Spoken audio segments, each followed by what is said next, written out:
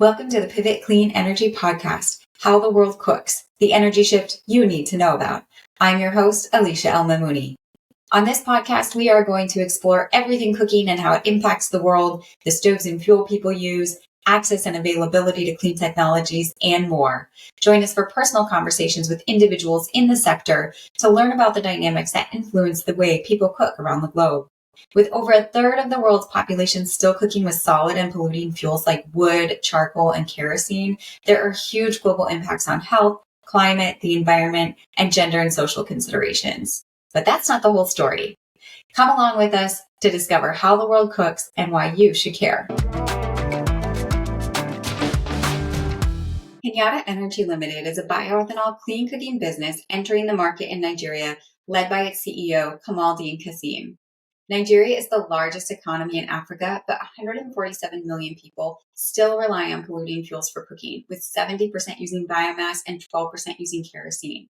Hinata saw a business opportunity paired with social responsibility when they were able to assume an abandoned cooking project that had previously attempted to start up in the country, and paired that with a recognized need for clean cooking solutions in the university system. Currently, students aren't able to utilize LPG or electric cookstoves in the tertiary institutions due to explosion or fire risk. So polluting fuels remain the only option for many students in these dormitories, which is also representative of the communities they live in. Kamal was able to align with partners in Nigeria and form an agreement with the National Board of Technical Education to start deploying 50,000 stoves over 6 geopolitical zones over the next several years. Hinata Energy is also building fuel kiosks at each location the stoves are marketed in to ensure access and affordability. As the tertiary institutions support these efforts, not only will students in the dorms have healthier air, but staff and families in the surrounding communities will also be in exposure and have the ability to purchase stoves and fuel. Listen in as we talk about Kamal's introduction to clean cooking, Hinata's start, their target market and strategy, why bioethanol is such an ideal option for this market, the importance of private sector investment in these businesses, and his advice to others who are looking to start up in the clean energy space. Kamal, welcome to the show. Now, when people think about how the world cooks, they are maybe thinking cuisine or variety of foods. We are going to talk about how the world cooks, but from the perspective of the technologies that they're using to cook their food. And you are providing a solution that transitions people from polluting fuels like wood and charcoal that create a number of other issues, including health impacts, environmental concerns, carbon emissions, etc. And so we are looking forward to hearing about how you are tackling that in Nigeria. So welcome to the show. Thank you so much for having me, Miss Alicia. Thank you so much. Now, we are going to talk about cooking, but first, I want our listeners to get to know you a little bit. So could you start off by telling us a little bit about your family and what it was like growing up in Nigeria? Oh, okay. My name is Kamal. I'm the CEO of Hinata Energy. At Hinata Energy, we retail biofuel-powered cookstoves, targeting communities that rely on polluting fuels for cooking. While growing up, we were actually a small family, just myself, my elder brother, and my siblings, and of course, my parents. Around 2002, I lost my dad, and I was pretty raised by a single mother. But the interesting thing is, my mother believes so much in education, so we were able to move from poverty to being very comfortable. Like my elder brother is a lecturer in the US. Myself, I'm doing well, and thanks to my mom especially. Yeah. That's amazing. It sounds like you have a very wise mother prioritizing education for you guys. Yes. What do you remember growing up about the cooking situation in your house? How did your mom or other members of the household typically cook? Yes, during my younger days, my household and majority households in my community or even outside my community use kerosene and charcoal and firewood for cooking. liquefied petroleum gas, which is LPG, wasn't common, and that was because the Nigerian government just left the military era to democracy. So the economic situation of the country was really bad. So as of then, majority people use polluting fuels, like kerosene, charcoal, and firewood. Yeah, I'm not sure when I was younger I ever seen, and when I mean younger, I mean 10 years, between 5 to 12 years. I wasn't sure I saw anyone using liquefied petroleum gas or other clean fuels for cooking. Yes. So you would say for most Nigerians, the typical fuels would be wood, charcoal, which would be like cooking over a fire for both of those, and then kerosene, and Yes. maybe a few people would be using LPG. Is that correct? That's Yes. across the Yes. country. Yes, I would say then probably the is 0.5 richest households in Nigeria. Yes, since we were not among that status, then maybe that's why I never saw anyone using clean fuels like electricity or liquefied petroleum gas. Yeah. And have you seen that start to shift in Nigeria? Are people using LPG? And just for our listeners who might not be familiar with LPG, imagine what you would be using for like a small camp stove here in the US, or it would be comparable to butane here, using a little cook stove or the gas that you get in your home to fuel your stove. That would be a similar concept to LPG, which is used in much of the emerging markets around the world. So to jump back in, have you seen that shift to electricity, to LPG across Nigeria in the past 10 years? Oh yes, my first experience with clean fuels was actually LPG. A neighbor of mine, the household, they bought one, and we were like, okay, what sort of technology is this? And we asked a lot of questions because I'm a very curious person. So I asked a lot of questions, but then it wasn't a big deal because it's just the only household in the whole community. So everyone was fine using polluting fuels. And don't forget, polluting fuels, they are very accessible and they are affordable.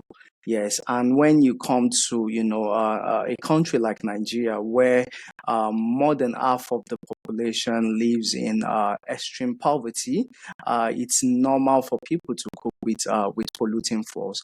Over time, we have seen an increment in the usage of clean fuels in Nigeria, and that's because of modernization, urbanization, and of course the government being conscious about moving people out of energy poverty. But there are still barriers.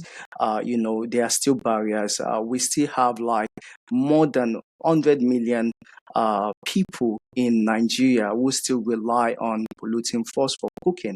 Mind you, Nigeria is a population of more than 200 million people. So that means half of the population still rely on polluting fuels.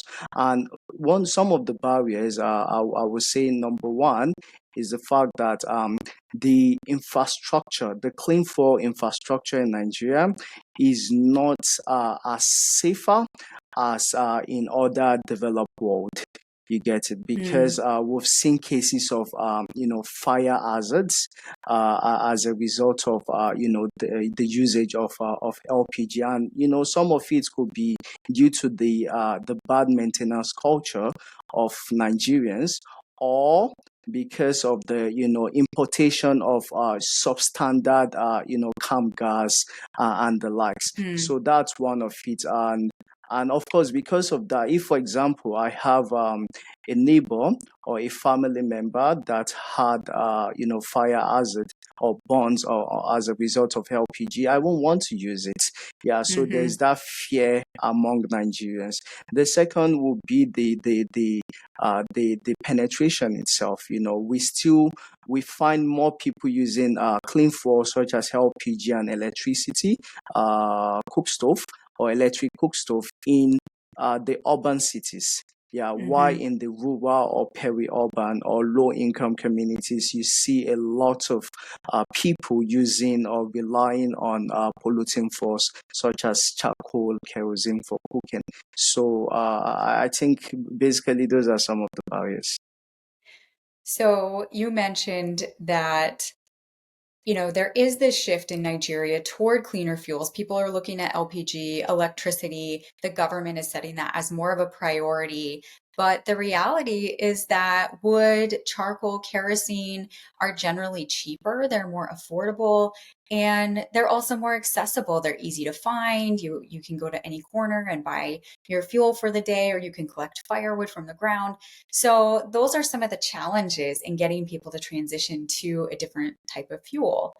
Yes. And there are also other barriers. You talked about the safety and distribution channels and things like that. So we'll come back to those, but I want to first look at the clean cooking solution that you're providing because it's a little different than LPG or electricity.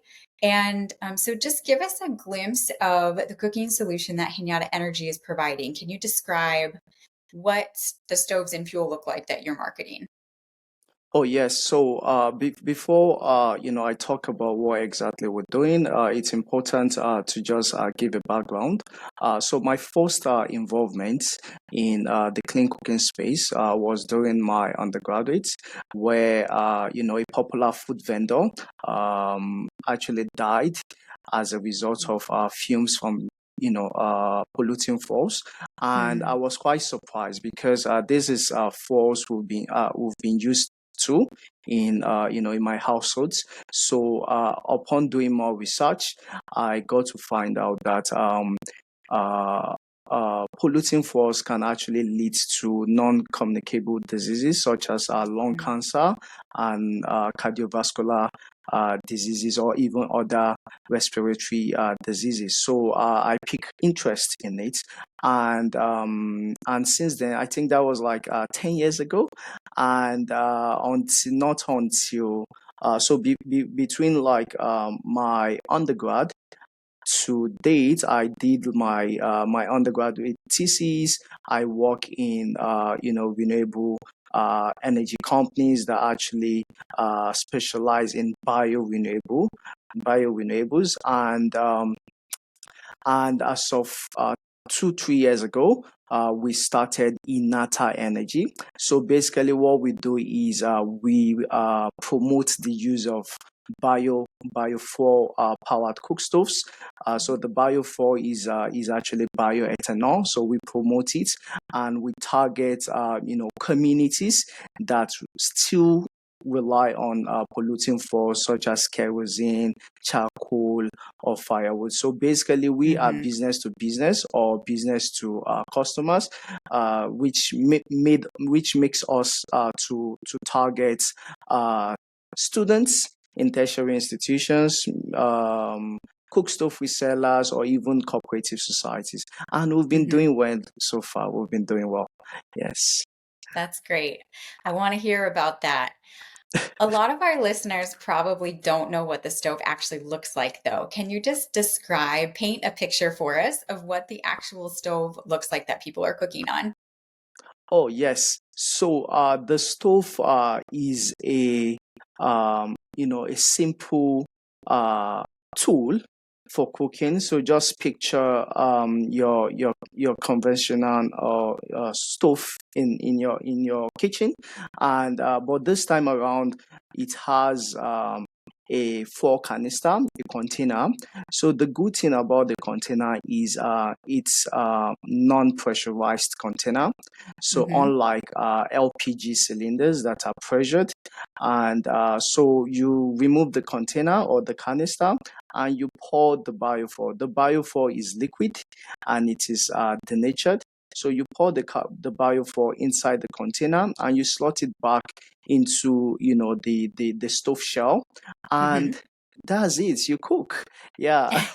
And once you done cooking, the stove has a regulator that you can always open and close, and once you shut it down, it's off, and which is like really good because most polluting fuels don't have a regulator. That is the cook. So for example, picture the firewood. You have to actually use your mouth, or you pour water, and that water could like cause a lot of fumes to go all out. So it's actually pretty safe. So why do we promote ours? I think the first reason is the safety. Yes. So like I said before, one of the barriers to people using LPG, that is liquefied petroleum gas, is the safety aspect. So because our cook stove is non-pressurized and it is liquid meaning it is less volatile compared to LPG, people are very comfortable using it. So you can see a scenario where a mother or a father encourage the children who are like 10, 11 years old, oh, go cook noodles, don't stress me. But they can't do that. They can't do that with with LPG. They will always want to supervise the usage. I think that's one. The second is, of course, accessibility. So in one of our business model focus so much on how we can make the biofuel to be accessible. So one of our logo or one of our slogan is one community at a time. So we target a community. We make sure that we do a lot of education, and we bring them on board to use our cook stove. Once we're done with that community, we move to another community, and we've been doing pretty well. Yes, regarding that. That's great. So stove is safe enough for even children learning how to cook to use. So just to paint this very clear picture, make sure that I'm describing this right. If you have an LPG stove in your house, you're going to have a larger pressurized canister with a hose that goes to a cooktop, and then you would have 1 or 2 burners, and you would be able to cook using the fuel from that canister. Yes. And a bioethanol stove operates on a simple principle of a similar box with a burner on top. And then underneath that box, there's a canister that slides out, and you fill the canister with fuel, put it back in, and then you can light it and regulate your flame from the outside. Yes. And so Hinata is providing this stove and this fuel. Tell us a little bit about how you started Hinata. What was the driver behind beginning this business? Because it didn't just happen overnight. So what were those initial processes to getting started? After my undergrad, I gained an employment in a US-based company called Project Gaia. So Project Gaia does design and installation of biofuel plants. Basically, the plant that produces the biofuel for the cooking. So like a we did micro-distillery. a micro distillery, exactly. So we did couple of projects in Nigeria, and around 2016, Project Gaia, Shell is a multinational oil and gas, and 40 Oil, which is a local oil and gas company, now rebranded as Adova. They partnered together to actually do a clean cooking project in Lagos. So the target was to deploy at least 2,500 cook stoves in Lagos, and for some reasons the project wasn't successful. And during the project, my role was the lead field operations and engineering, but it wasn't successful. And I went for my master's after gaining a fully funded scholarship. Then, while returning, when I returned, I found out that they have only deployed like 500 units out of the 2,000, and the remaining of the cook stove were just stored in the warehouse. I felt kind of like, no, this product or this idea is actually a great one. Like, how can we revive it? So I How can you started make it having this. work? Yes, so I started working with or discussing with you know the partners, Project Gaia, Adova, to see how we can be able to revive it. And they gave us a thumbs up, and we were able to purchase all the cook stoves, and and that was how Hinata Energy started. So before we actually started the business operation, the first thing we did was to do a feasibility study, because so we kept asking ourselves, why did previous projects failed? Yes, and how can we do better so that we don't do the same thing and end up failing. So during our feasibility studies, we realized that more than 80% of tertiary institutions in Nigeria banned the use of liquefied petroleum gas and electric cook stove. So students living in the hostels, they have no choice than to use polluting fuels such as kerosene and charcoal. And right now in Nigeria, kerosene is like very expensive.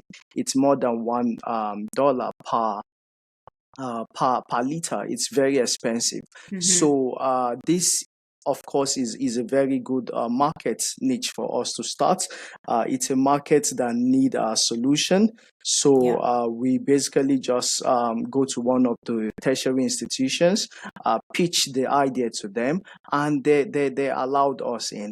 And one of the reasons, reason it was very successful was the fact that the tertiary institution we went to, the head of that institution happens to be a professor in bio-renewable energy. So he understood what exactly we're trying to do, and he knows that the solution will be beneficiary to the students and also the staff, and even the community around the school. And that was how we started. Yes. Wow. So you took this failed project, this pilot project that just wasn't quite successful. You invested in it, you turned it around, you did the legwork to make sure that you understood the market you wanted to go into, and you realized, hey, there is this gap in the university system. Now, when you say tertiary institution, you mean technical universities, the colleges Yes, in the university yes, system. exactly. Yeah. So in Nigeria, there are three of them. So we have the universities, we have the polytechnics, and we have the College of Education. Yes. Okay, so you saw this need and you approached the university system. You said, hey, we've got this great product that you could put into your dormitories, provide for students and staff as a clean option so that they don't have to rely on polluting fuels because they aren't allowed to use electricity or LPG in most cases. Yes, yes, And and it's a 4 million in population. Yeah, so the 4 million target, yeah, population. 4 million of them. And the good thing about this niche is that it is like diverse. So in every state in Nigeria, there is actually a university, at least one university, one polytechnic, and one college of education. So with Okay. this approach, we can become national.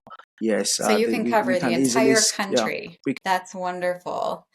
So you also have formed an agreement, if I understand correctly, with the Technical Board of Education that helps run these universities. Can you explain a little bit about that partnership? Oh, yes. So when we started with the first tertiary institution named Kaduna Polytechnic, so is one of the biggest polytechnics in northern Nigeria, and within few months, it was obvious the business is progressing. A lot of people are keen into our staff students are keen to his staff, and even those around the institution. So the head of the institution was promoted by then the president of Nigeria, President Muhammadu Buhari, to head all the polytechnics in Nigeria. So when he resumed, I happened to be one of the people he called, and he reached out to me, and he was like, Kamal, how can we scale this to other polytechnics in Nigeria? And I love that. Of course. So we signed an MOU. Yeah, so the MOU allows us to go to any polytechnic in Nigeria and set up our business without any bureaucracy or without any barrier. Yes, so and it has been going, so it's been going well so far. Yes. So that was a really fortuitous meeting that you started pitching your stoves and fuel in Kaduna, and the head of that institution actually was promoted and opened up all of the technical institutions in Nigeria for you. So now you just need additional investment and you can begin to expand your operations. Yes. So in addition, you've had some other partners come on board. And Pivot is one of those. We've been happy to watch you grow. Of course. And last year, we were able to help support the building of a fuel kiosk with a commitment from Renewable Fuels Nebraska. Can you describe a little bit about how you're positioning stoves and fuel accessibility at each of these institutions so that people have access? Yes. So when we start growing in Kaduna, potential customers started reaching out from the neighborhood city, and one of those cities is Zaria. So they started reaching out, they started buying, and this was a signal for us to expand beyond Kaduna city. So we saw two institutions as the best place to start, which is Ahmadu Bello University. Ahmadu Bello University is the largest university in terms of population in Nigeria, more than 50,000 active students, and Federal College of Education, Zaria, which is also a pretty big college of education. So we met with them, and we started discussing with them how we can be able to come on board, and they really like the idea. One thing in Nigeria is all these institutions, they have alignments, they have linkages, so they were able to reach out to the polytechnic about us, and the polytechnic gave a good go ahead that yes, Hinata Energy is doing great, and they were able to bring us in. And the next thing was now the funding, and that was how we reached out to Pivot, and we were so happy Pivot supported installation of a fuel station in Federal College of Education, Zaria. So we now have an outlet in Zaria, currently serving at least 300 households. Yes. And very soon, we also got the approval in Ahmadu Bello University, and we further got another grant from Pivot. And before the end of the year, we're going to be installing another four kiosks in Ahmadu Bello University. Yes. Yeah, we can't wait to see the progress on that. And so that Yes. is one of your key strategies, is to put a fuel kiosk that would dispense fuel on a daily basis to anybody who has a stove. And that fuel kiosk is built in close proximity to where the stoves are being used within the community, within the technical university, so that there's never an issue with how to get fuel. How do I light my stove tonight? And give us an example of, just to put this in perspective for listeners, how much does it cost for you to build a fuel kiosk, and what are the components of that? Does it have a tank? Is it a little store? What does that look like? Yes, so an average filling station is between $8,000 to $10,000, and that depend on the storage capacity of the filling station. And in any filling station, there is the storage tank itself, the pipes, the dispenser, and a kiosk where we store some of the stoves, and where the fuel attendants stays. So and of course we do create a barrier, so that people know that this is actually a fuel station. And Mm-hmm. we also invested in safety, because it's fuel, it's inflammable, so safety is also very important. So basically that's how those are the components in our typical fuel stations. Yes. So it's a small building with a fuel tank. You have an Yes. employee that's on site that can dispense fuel for customers. They can provide stoves. They can answer questions. Yes. And you have told me previously you have the go ahead for 15 additional locations.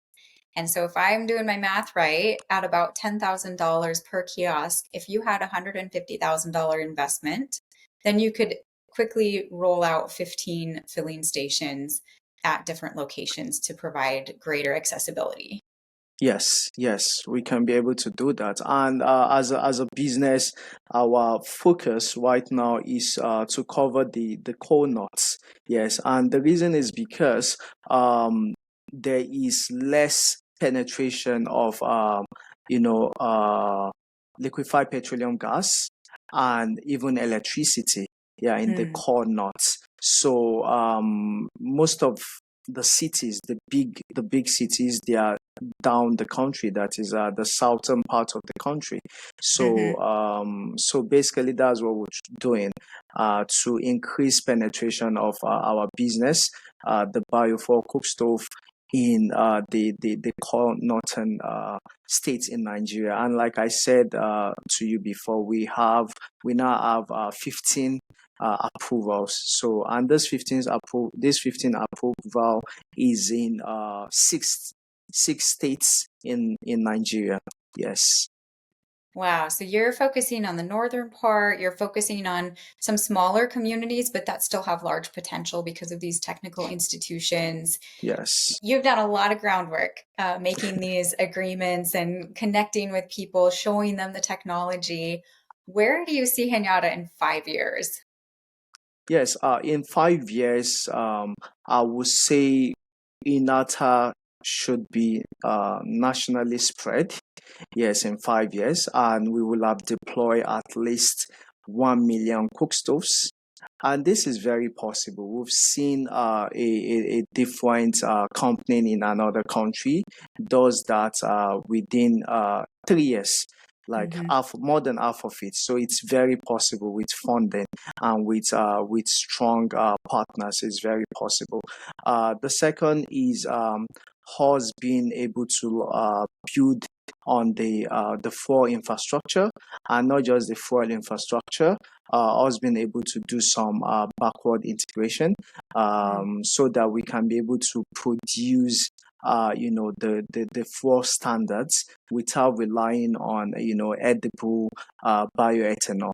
Yes, because they Hmm. are edible bioethanol and they are like the fuel bioethanol. So in Hmm. Nigeria right now, we don't have any fuel bioethanol refinery. So Okay. Inata Energy could, be one of the pioneers of setting up a bioethanol refinery specifically for cooking and for other things like transportation and other things the biofuel could be used for. Hmm.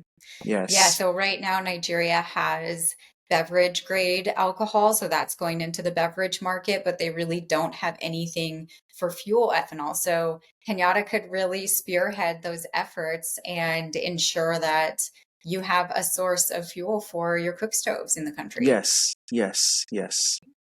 That would be a great space for you guys to fill. Yes. So you mentioned, 1 million stoves over the next 5 years. You want to be spread nationally across Nigeria. Those are huge goals. You're right. I think they are attainable with the right investment. And so what does that look like to achieve those goals? What do you need in terms of investment? What do you need in terms of government support? Can you talk about that a little bit? Yeah, in terms of investment, it will definitely millions of dollars, like up to $10 million. Yeah, if we Mm-hmm. bought, of course, we don't need to just there's no way we can just deploy 1 million stoves in 1 year. So those Right. investments can actually come in batches, so that we can actually track progress. Also, we need government support, and I'm really glad that the current government is very much interested in low carbon projects. With the government support, we can be able to get incentives like tax Mm-hmm. incentives. We can be able to get or establish our carbon finance program, which of course we've seen companies in our space leveraging on it. So Hinata Energy can also Mm-hmm. leverage on that. So, and the government can also give some sort of some grants and even loans, because since we are into renewable energy space, which is dependent on agriculture. There Mm-hmm. is Bank of Agriculture in Nigeria. There is Bank of Industry. So the government can actually grant us a low interest loan through these institutions as a way to Mm-hmm. support the industry. Yes, or our company. Absolutely. And that's one of the great things about biofuels is it does impact agriculture and industry, creating clean jobs and cleaning up the environment and climate, providing health benefits. There are just so many other sectors tied to it that can benefit. And so that's really exciting. Um, so you basically mentioned that in order for you guys to really expand effectively, you need some investment. You need to look into maybe the carbon markets for some additional support, and then also government support through tax subsidies or reducing import-export duties, Yes, looking at how to reduce those value-added taxes on certain products, and that would go a long way to help out startup businesses in the clean energy space as well. yes, yes. So, one final thing, what piece of advice would you give to a company that is starting up in the clean cooking space today? Put you on the Yes. spot. So the first, I would say, the founders or the team, they need to be realistic as possible. Hmm. So when starting a business like ours, it's involve a lot of capital. It involves quite uh, lot of patience to be Hmm. able to grow. So they need to be as realistic as possible. They need to figure out what they can be able to control and how they can lessen the impact of things they can be able to control. The Hmm. second one is, I would say, they need to focus on a lot of collaboration, our both local and international collaboration. So they need Hmm. to reach out as many as possible. It can never be enough. If so many say no, I'm very sure one or two will say yes, and those one or two could be really impactful, like Pivot, for example. Pivot has been really impactful to us. The Hmm. third one, I would say, at the beginning, it's okay not to depend on the government. Just achieve some level of traction. Yes, so that when you meeting, the government, or when you meeting other bigger players, you can be able Hmm. to show them the traction. For example, in our own case, before we met Pivot, we've deployed at least 100 cookstove, and now we are over or close to 1,500 cookstove. And the reason why this is still like small, it's because as a startup company with limited resources, we did not invest so much in marketing. So Hmm. most of our sales has been word of mouth. But recently we've been getting like grants that could actually make us to do proper marketing. So we hope this year, before the end of the year or next year, we're going to grow bigger. Yes. So once we have those traction, then it's become natural for the local government or the state government or even the federal government to reach Mm-hmm. out that, okay, we know you're doing this. How can we support? Yes. How Sure. can we support? Yes. Okay, so that was three things. One, you want to be realistic. Make sure that your goals have big goals, but make sure they're realistic goals and have a big vision with that, which I think you've done well.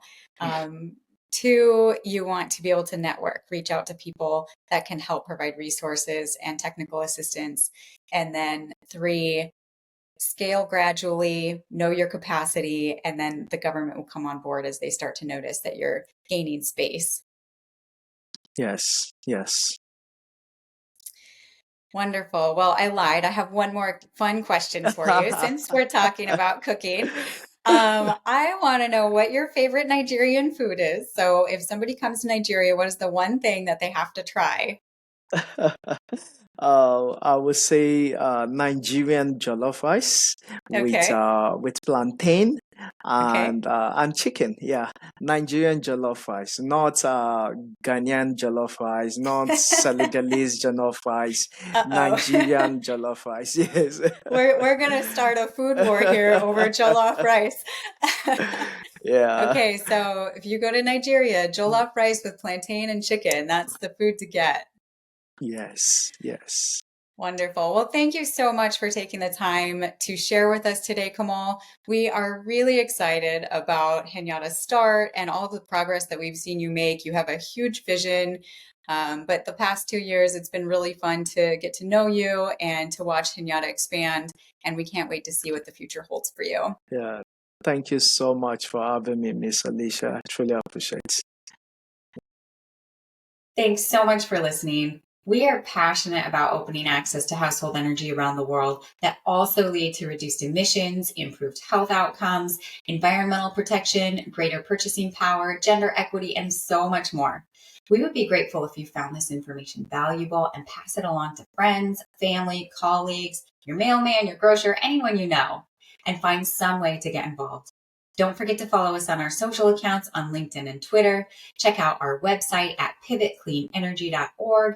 And of course, follow us on Spotify or wherever you get your podcasts so you can catch us when the next episode drops.